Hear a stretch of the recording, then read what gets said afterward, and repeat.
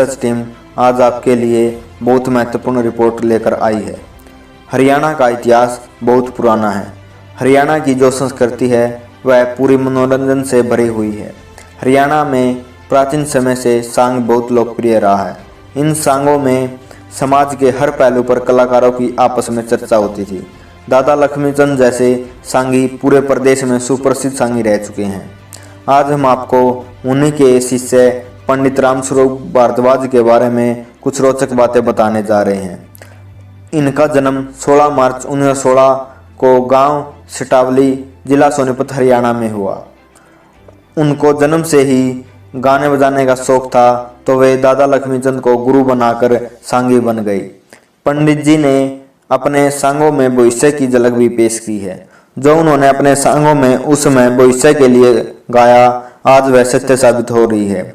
अब हम आपको उनकी हरियाणवी भाषा में लिखी रागनी को ज्यों का त्यों सुना रहे हैं और साथ में हम आपको उसका अर्थ भी बताएंगे। पंडित रामस्वरूप जी ने वर्तमान के बारे में बताते हुए कहा है कि सदी 20वीं के आखिर तक जंग चौगरदे छिड़ जाएगी, माचे हाहाकार चौगरदे सब पे आफत पड़ जाएगी। रूस, चीन और अमेरिका की आपस में तकरार होगी, बंदूकें गन तोप छोड़कर बम्बों की वहां मार होगी।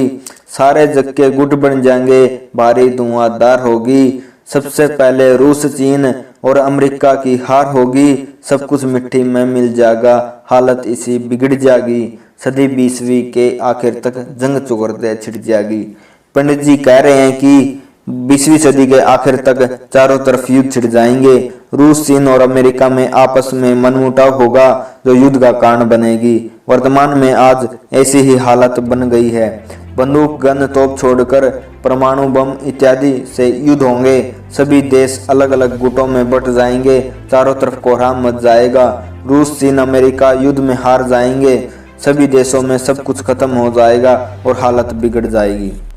7, 8, 10 साल भीतर होकर रहेगा मसान, देशा की आबादी घटके थोड़े रह जा इंसान।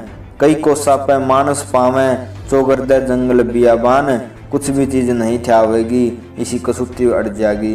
सदी 20वीं के आखिर तक जंग चौगरदे छिड़ जाएगी। 7, 8, 10 साल के अंदर घमासान युद्ध होगा। सभी देशों की आबादी घटकर इंसान बहुत कम रह जाएंगे। कई कोस पर इंसान नहीं मिलेंगे, चारों तरफ जंगल बियाबान हो जाएंगे। सभी देशों में चीजों की कमी हो जाएगी। माँ बच्चे ने, नर नारी ने छोड़ के जान बचावेंगे। महल अटारी माया सारी छोड़ छोड़ के भग जावेंगे। जहरीली गैसों से मानस गुट गुट के मर जावेंगे। ना दफनावे नहीं बहावे, लाश ने नहीं जलावेंगे।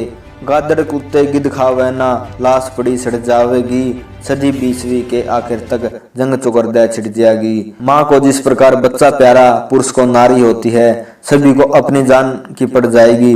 धन दौलत को छोड़कर अपनी जान बचाएंगे। जहरीली गैसों के बम फेंके जाएंगे, जिससे इंसान दम घुटकर मर जाएंगे।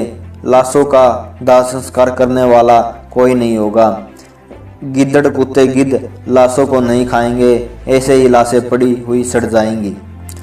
जब होगी तकरार देखना, सबका नक्शा जड़ जाएगा। समझे जो बलवान आपने, भूमि ऊपर पड़ जाएगा। बम्ब पड़े उड़े पानी लिकड़े, तय बतला कित बढ़ जाएगा। कहीं बुझा हो कहीं टांग हो शीश, कहीं पर दड़ जाएगा। श्रद्धा पर पलटन देशा की, आपस के माँ बिड़ जाएगी।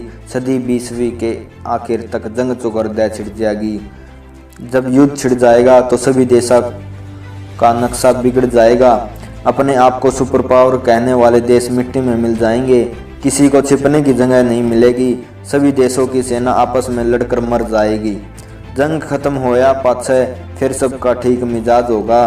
भारत का रहने वाला एक व्यक्ति बेअंदाज होगा। पहले की तरिया दुनिया में भारत सिर का ताज होगा। सारी दुनिया में भारत का फिर चक्रवर्ती राज होगा। राम स्वरूप कह निडर रोहतकी, सबकी मरोड़ लिगड़ जाएगी। सदी 20वीं के आखिर तक जंग चौगरदा छिड़ जाएगी। माचा हाहाकार चौगरदा सब पे आफत पड़ जाएगी। अपनी रागनी की अंतिम कड़ियों में पंडित रामस्वरूप जी ने तोड़ पाड़ दिया। जंग खत्म होने के बाद सभी लोगों में भाईचारा होगा। भारत में रहने वाला एक व्यक्ति ऐसा पराक्रमी होगा जिसका अंदाजा नहीं लगाया जा सकता। पहले की तरह भारत फिर से विश्व गुरु बन जाएगा और पूरे विश्व पर उसी का राज होगा।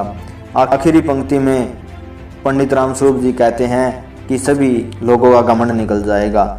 पंडित रामस्वरूप जी की रागनी से पता चलता है कि उन्हें भविष्य के बारे में सब कुछ पता चल गया था। भारत के जिस व्यक्ति के बेअंदाज होने की बात कही है उसके बारे में देश विदेश के भविष्यवक्ताओं ने भी अपनी भविष्यवाणी में जिक्र किया है। वह महापुरुष कौन होगा जिससे भारत विश्व गुरु बन जाएगा? हमें कमेंट बॉक्स में जरूर बताएं ताकि हम